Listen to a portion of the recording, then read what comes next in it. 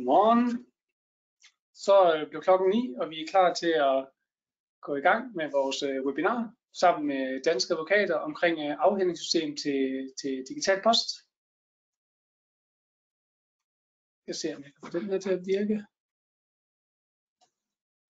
Det vil den måske ikke.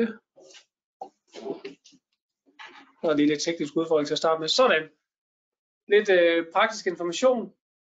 Vi optager webinaret her i dag, og alle sammen kan stille spørgsmål undervejs, og det kan man i den her question box, hvor man klikker på pilen og kan stille sit spørgsmål hernede ud til højre. Vi holder selvfølgelig øje med spørgsmålene undervejs, men vi vil besvare dem til sidst på webinaret og samle op, så vi ligesom har et godt flow i præsentationen i dag. Og til sidst I vil alle sammen få en kopi af præsentationen af vores markedsanalyse og den her optagelse efterfølgende senere i dag. Inden jeg og Jens her kommer alt for godt i gang, så vil vi lige give ordet til Sten Hermansen fra Danske Advokater, som vil byde velkommen. Er du med, Sten? Ja, tak Jeppe, og godmorgen alle sammen.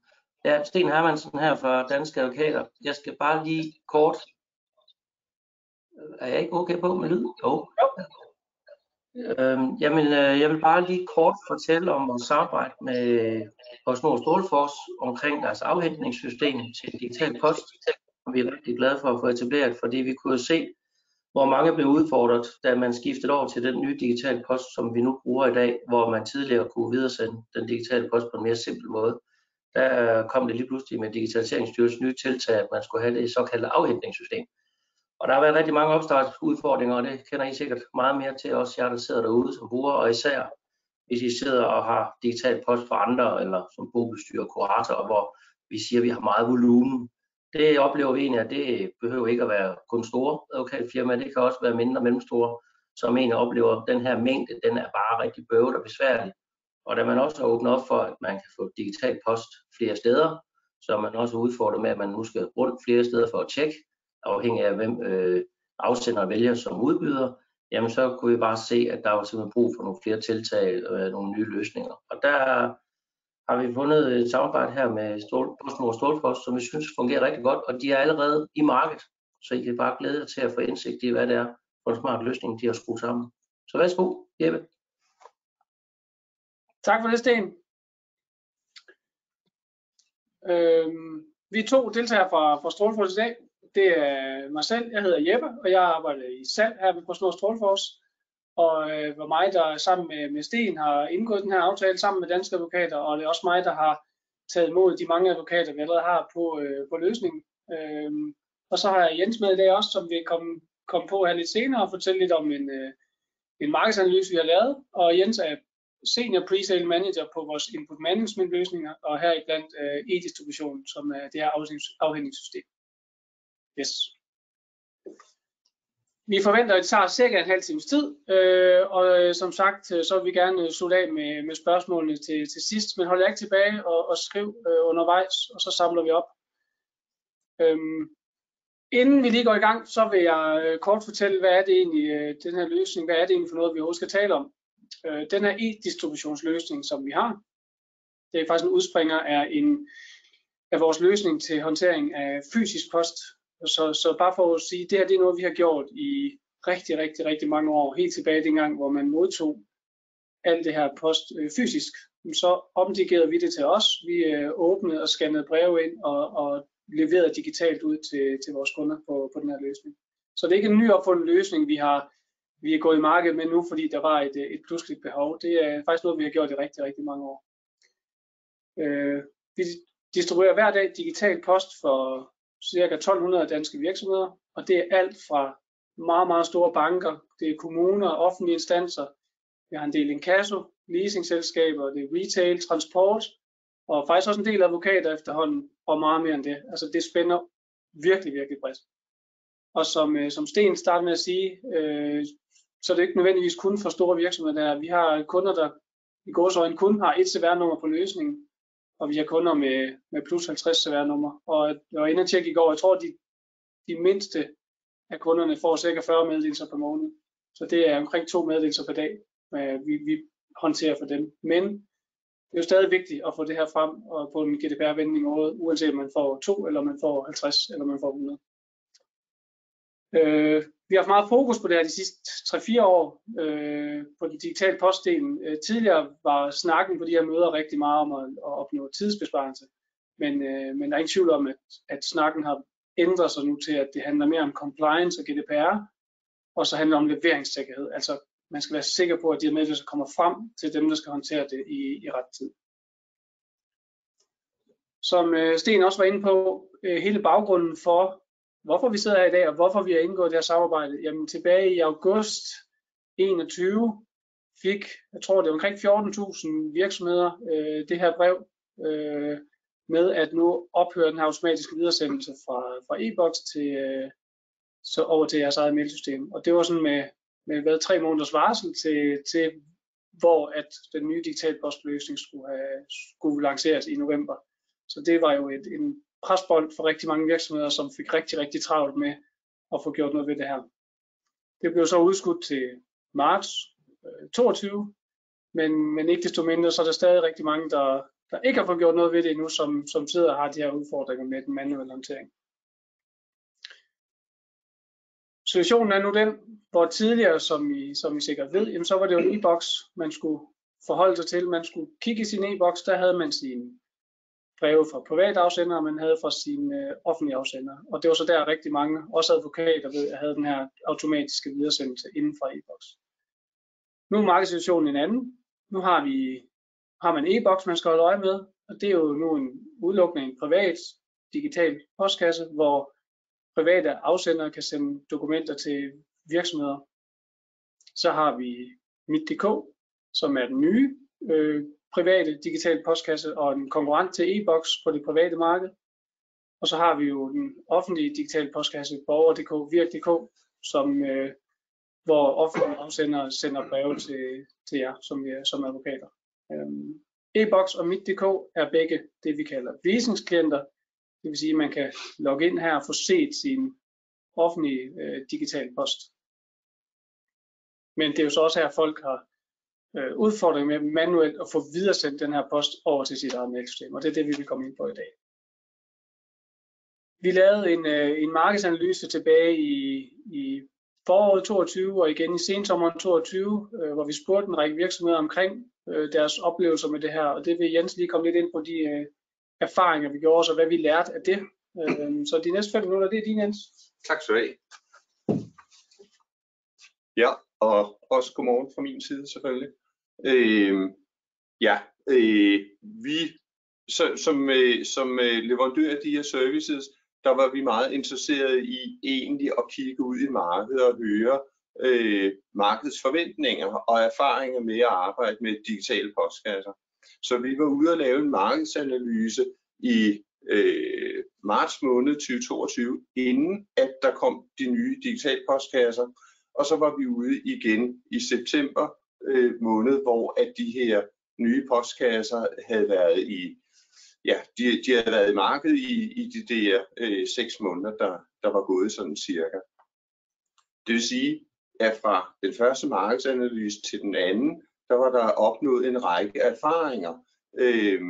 Og nu vil jeg så lige dele nogle af de erfaringer, som egentlig var kommet frem. Og det sjove var netop forskellen i forventningen inden og til, okay, hvordan var virkeligheden så bagefter. Allerførst kan man sige, at det der gik op for os lynhurtigt, det var, at der var virkelig en begrebsforvirring ude hos kunderne, dem vi spurgte. Der var behov for at få defineret, hvad er Virk.dk postkassen, hvad er Mit.dk, hvad er e-boks, og hvad er egenskaberne på de forskellige digitale postkasser. Fordi det var nok der, at virksomheden løb sur i det, og det var der, hvor der måske havde været manglende information fra Digitaliseringsstyrelsens side. Men vi spurgte i marts 2022, hvad forventer I egentlig, der sker her efterfølgende, når det er, at der kommer flere digitale postkasser. Og ikke overraskende, så forventede kun 15%, ja okay, vi skal bruge lidt ekstra tid, men de havde jo ikke noget baggrund for at vurdere, hvor meget post, altså hvordan bliver det egentlig spredt ud. Da jeg så spørger i september 2022 med erfaringen, jamen så viste det sig, at det tager altså længere tid at skulle håndtere flere digitale postkasser. Det der også viste sig, det var, at det var blevet til en udfordring, at man ikke i virksomheden havde organiseret sig med, at flere havde adgang til de digitale postkasser. Altså når pludselig der var flere steder at kigge, så var der også mere behov for, at der var flere, der havde adgang. Der er noget, der hedder ferie og fravær. Der er også nogen, der bliver syge. Og lige pludselig så var der altså en udfordring, at man måske ikke havde organiseret sig på den rigtige måde. Så der var simpelthen for få, der havde adgang til at arbejde med den digitale post, der blev modtaget. Der er også mange virksomheder, også hos advokater, som sidder og administrerer både deres eget CVR-nummer. Nogle virksomheder har flere CVR-nummer, men der er også dem, der administrerer CVR-nummer på vegne af deres kunder. Det kan være i forbindelse med for advokater, i forbindelse med håndtering af et bo og lignende.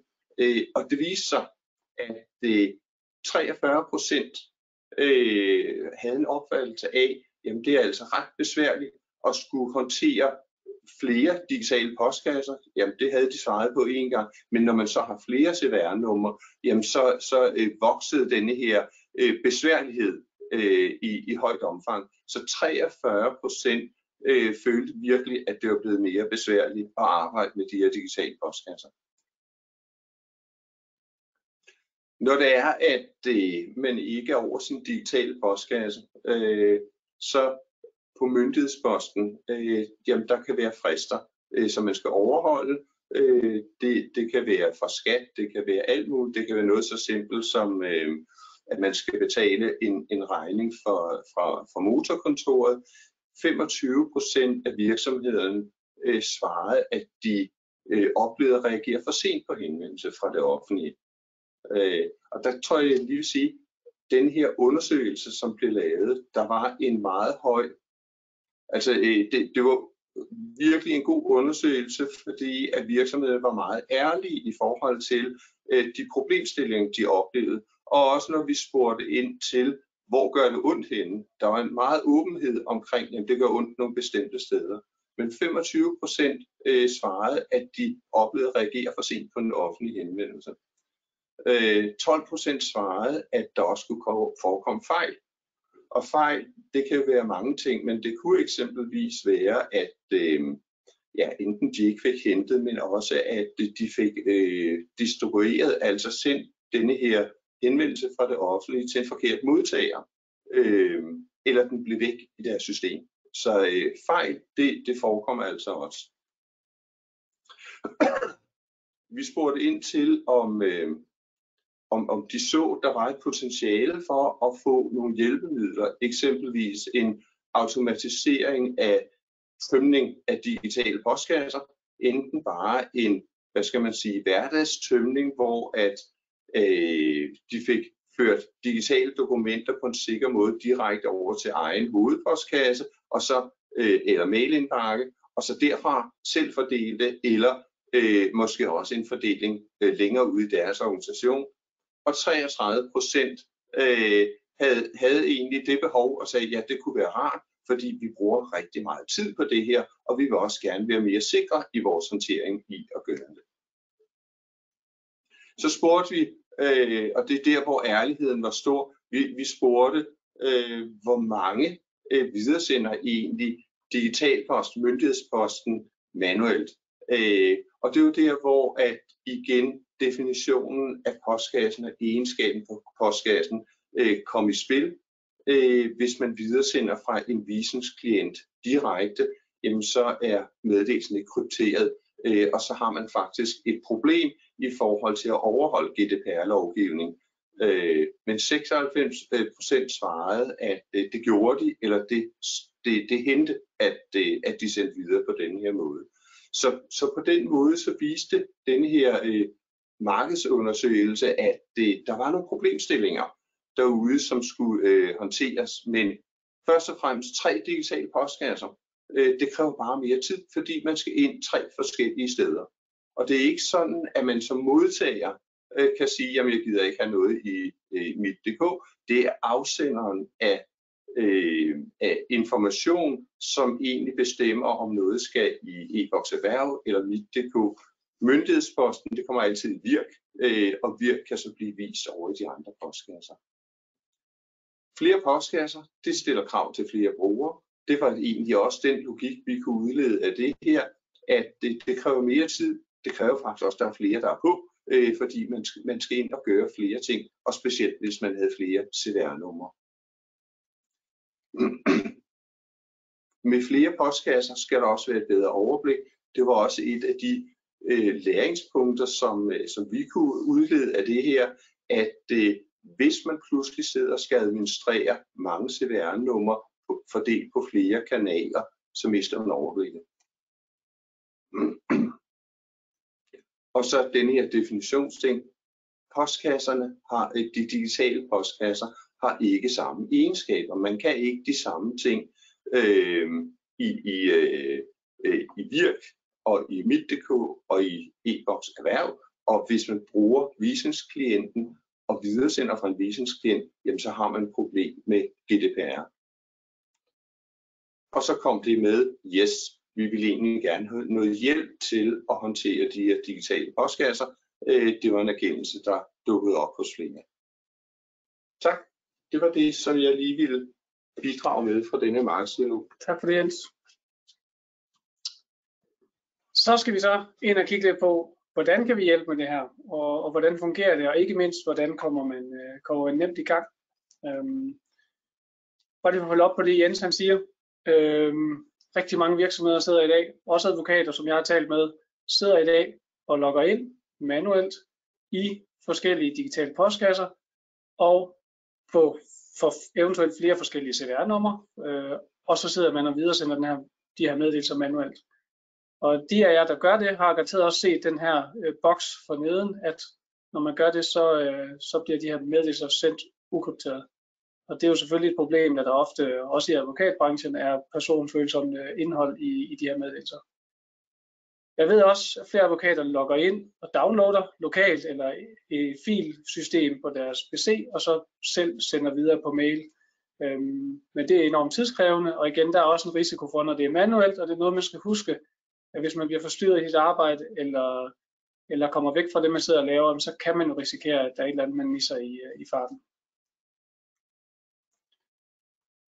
Den løsning, vi har fokus på sammen med Sten og Danske Advokater, det er fuldstændig simpelt setup, hvor vi på vegne af jer henter jeres digital post og e-boks og mit.dk beskeder. Mit.dk på sigt skal lige siges, kommer vi lidt tilbage til, men vi henter de her meddelelser automatisk og i realtid, og så pakker vi det fint ind og sender det med TLS-kryptering ud til en mailbox ude ved jeres advokatvirksomhed. Og det er så i den her mailbox, at de personer, som sidder og administrerer det her i dag, de vil så modtage mails, når der kommer noget i jeres digitale postkasser, og så kan man distribuere det videre internt ude ved jer selv, eller downloade, eller hvad man nu vil. Så den her forsendelse fra den her sikre transmission fra digitale postkasser over til jer selv, det er det, der er udfordringen, og det er det, vi hjælper med. Vi har også en model, eller flere modeller, hvor vi kan distribuere ud til forskellige modtagere. Det kunne være, at vi tog nogle store klumper af kommunikation og sagde, at det skal altid over til den her person eller afdeling.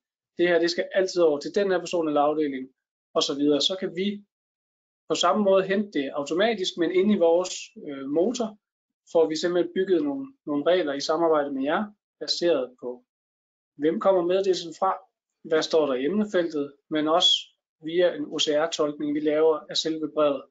Så vi kan også bygge regler på det indhold, der står i brevet. Så hvis der er en anden bestemt ordlyd, eller nogle sætninger i de her dokumenter, som I ved, jamen det her det skal altid hen til en vis person, jamen så kan man også gøre det automatisk.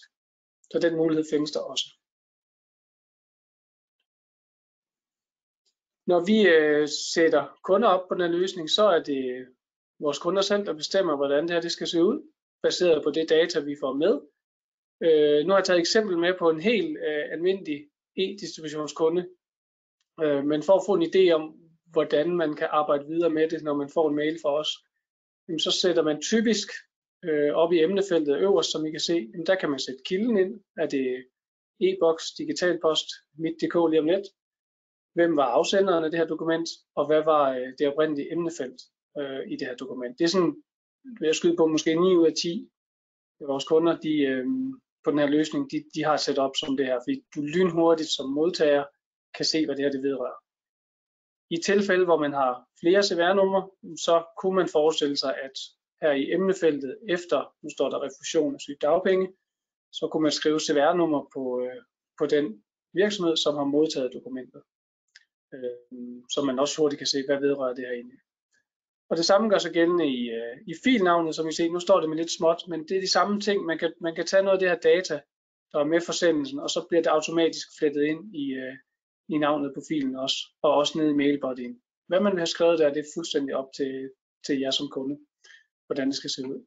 Det eneste, der er bestemt, det er det nummer, man kan se her i PDF-navnet, og det er et Track and Trace ID, som vi påfører alle meddelelser, vi sender videre.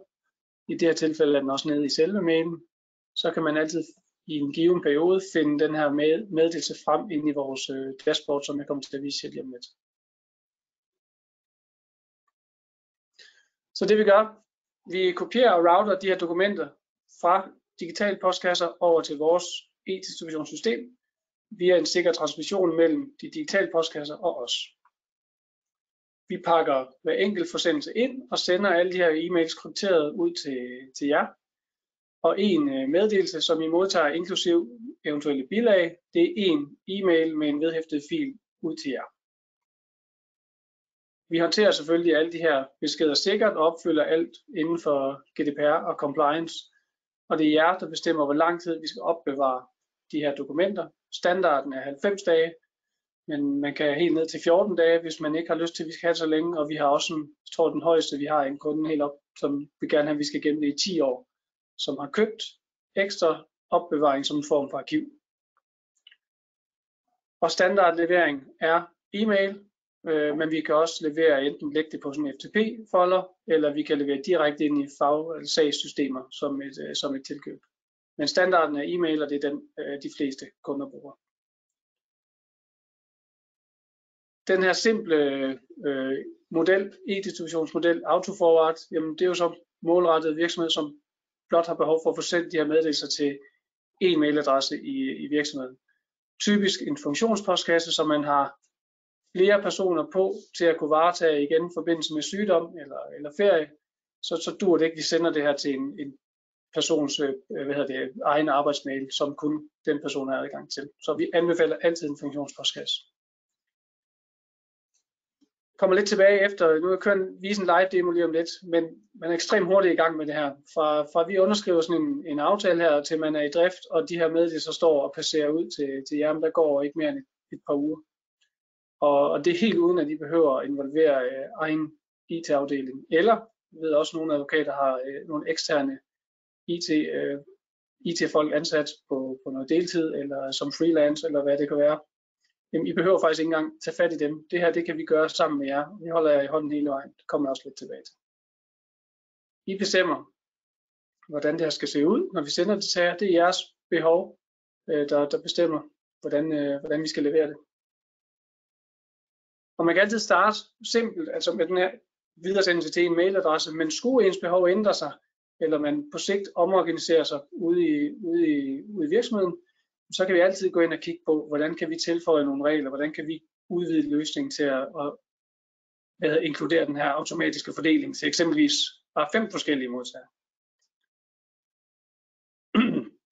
Selv på den simple løsning her får man adgang til dashboard ved os, hvor I har fuldt overblik, track and trace, man har en gensendt funktion, statistik og meget mere, og den vil jeg vise jer lige om lidt.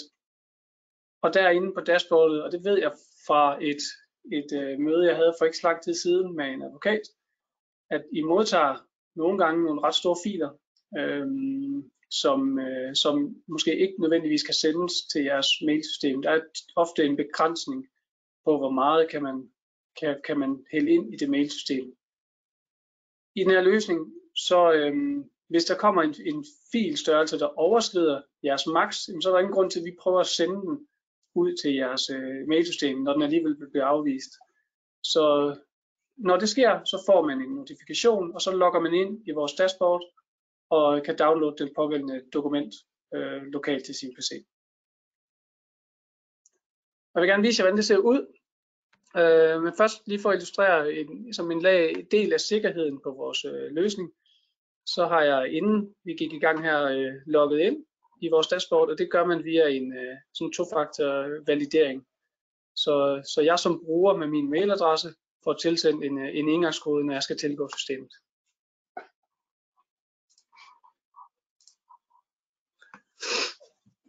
Og nu kan jeg se, at det virker. Yes.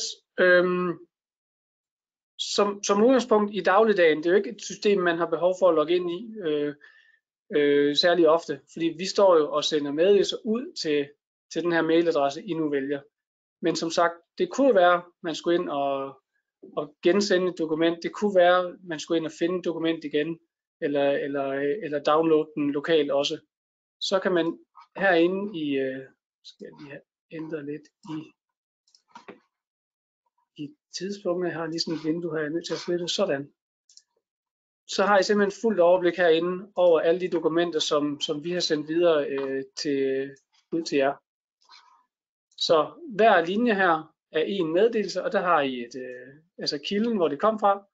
Man kan se den her unikke ID, jeg viste jer før. Man kan se, hvad dato den er sendt videre. Og så her vil man i det simple version recipient, der vil jo så altid stå navnet på den her modtagerafdeling, som man har sat op på løsningen. Så der har man det her overblik, og man kan altid se og fremsøge, hvad der er røget igennem systemet. Og i den periode, I siger, at vi skal opbevare det her dokument, der kan I gå ind, klik på den, finde jeres dokument frem igen. Man kan gensende den, man kan downloade den lokalt, hvis det er det, man vil. Det er sådan en form for ekstra sikkerhed, og nogen bruger det som sagt som et ekstra arkiv. Og hernede har vi også den her download large files, som vi kalder det. Så hvis I fik en eller anden dokument, som overskrider jeres maksgrænse for, hvad I kan modtage i jeres mailsystem, så får I en e-mail, I logger ind i vores løsning, og så vil den ligge her. Som fuldstændig som før. Man kan se kilden, man kan se det her track and trace ID dato, og man kan downloade dokumentet, og så har man det ude ved sig selv igen på en sikker og compliant måde. Og man kan selvfølgelig også søge på sine dokumenter på tidspunkter på track and trace ID'et osv. Så det er sådan et overblik, man har, men igen, det er ikke noget, I vil skulle sidde og arbejde i særligt tit, fordi det foregår alt sammen ude i den funktionspostkasse, I har fået oprettet i forbindelse med, at man tilgår sådan en løsning her. Der, hvor man kan arbejde lidt mere med det, det er den mere udvidede løsning, hvor man har forskellige modtagere. Så her kunne man have eksempelvis 5 forskellige modtagere med en fakturamail, med noget med sagsakter eller og så videre. Altså alle mulige typer af forskellige dokumenter, vi kan sende til forskellige modtagere. Så vil man have sit overblik over modtager herinde, og igen kunne se et fuldt overblik over de dokumenter, som er passeret igennem. Man kan jo også bygge reglerne, det er også herinde, det foregår. Men for de fleste advokater er det nok den her simple model, som er mest efterspurgt. Det er i hvert fald min erfaring til videre.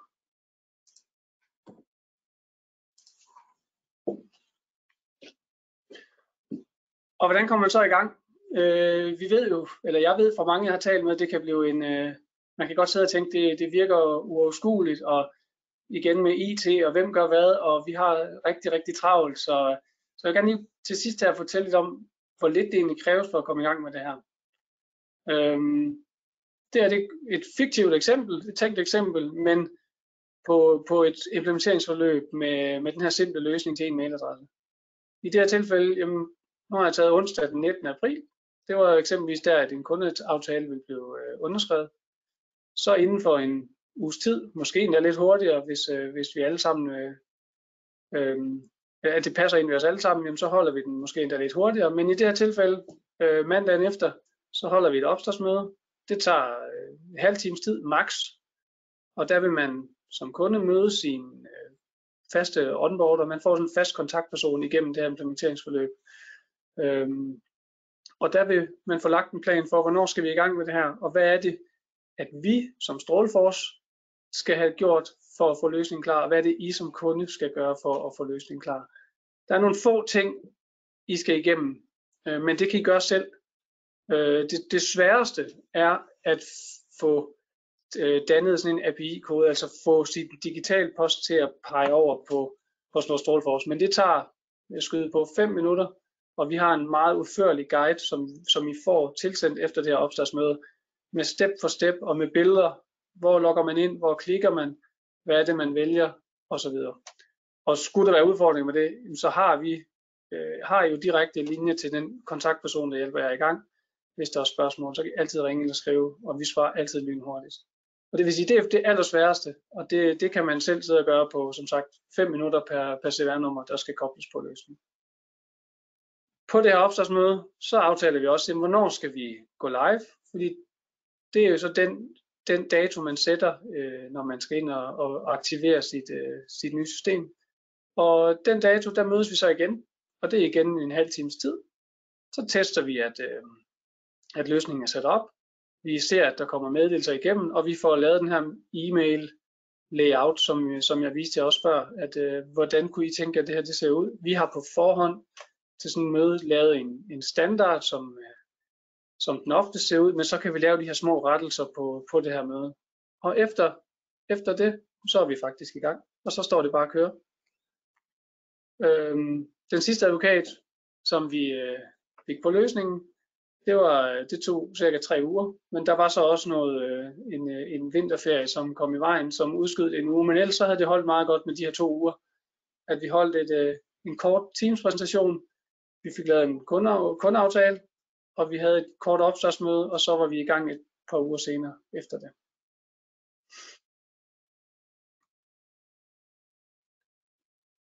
Den aftale, som er indgået mellem PostNord StråleForce og Danske Advokater, er, at en særpris på oprettelsen af det her på 7.000 kroner med et CVR-nummer. Har man yderligere CVR-nummer, så er der, som I kan se, en ekstra oprettelsespris, en engangspris per CVR-nummer. Så har vi selvfølgelig en abonnementspris, man betaler per måned. Den er baseret på, hvor mange meddelelser, som vi håndterer og sender ud til jer. Adgang til det her statistik og søgefunktion, track and trace, jeg lige viste jer kort, og adgang eller opsætning af det her e-mail layout, så det passer til jer, er inkluderet i løsningen, som I har, eller på den her særaftale med Danske Advokater. Og det er inklusive de her 90 dages opbevaring.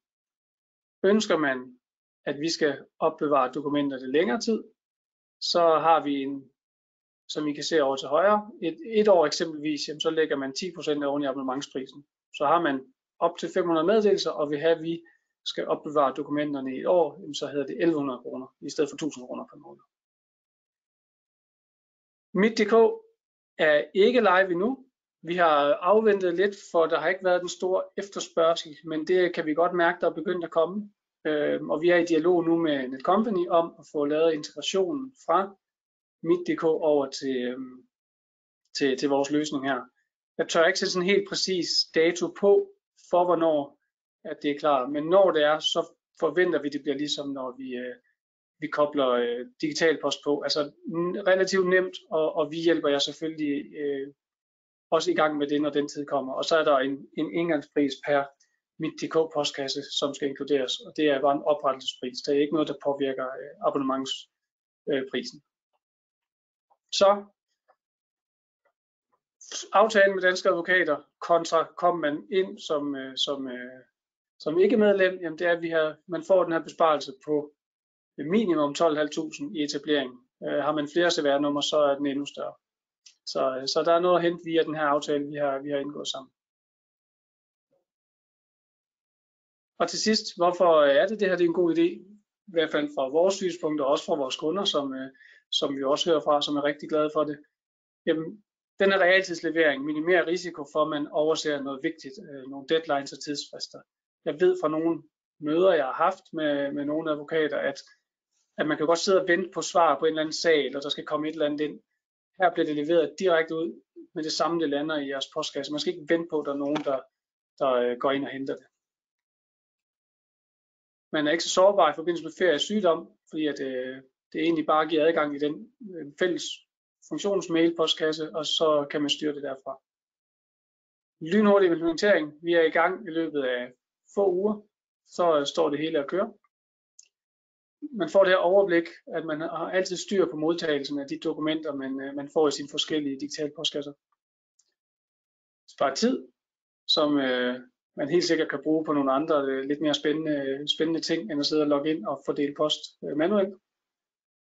Og man får en GDPR-compliant løsning og sikrer den her krypterede forsendelse fra digitale postkasser over til jeres lukkede mailsystem. Og til sidst, men absolut ikke mindst, som sagt, minimal involvering fra egen IT-afdeling. Vi holder jer i hånden hele vejen. Vi har nogle meget erfarne og dygtige folk siddende, som hjælper med det her, og de har jeg simpelthen i hånden fra start og ind til løsningen kører, og det fast kontaktperson hele vejen igennem. Så tror jeg, vi er igennem, og nu skal jeg lige se, om der er kommet nogle spørgsmål undervejs. Skal lige se her. Der står her, kan man koble flere mailadresser på en modtager funktionspostkasse som ekstra sikkerhed for, at vi får det læst? Hvad siger du, Jens? Det kan man godt. Man kan i forhold til der, hvor et modtagepunkt er defineret i virksomhedens organisation, så kan man sige, jamen den her henvendt, den skal både sendes til A og til B. Så det kan man sagtens gøre. Yes. Og det tror jeg faktisk er det eneste spørgsmål, vi har, hvad jeg lige kan se.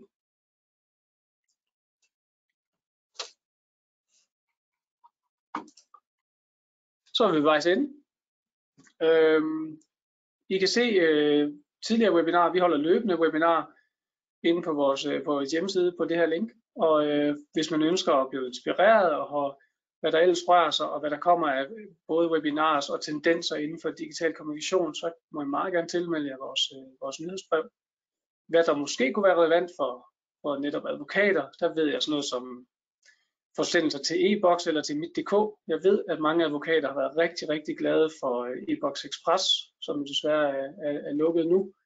Så det kunne være noget omkring udgående, sikker kommunikation, så bare for at nævne et eksempel af noget af det, vi også laver, som kunne have relevans. Og ellers så sender vi præsentationen her, og vi sender optagelsen, og så vil jeg følge op en gang efter påske og sikre, at og hvis der skulle være dukket nogle spørgsmål op i mellemtiden, så vil jeg række ud til jer der, og så tager vi dem individuelt. Så tusind tak for jeres tid, og have en rigtig, rigtig dejlig dag. Jeg siger også tak herfra. Tak til jer to, og god dag til alle sammen. Måde.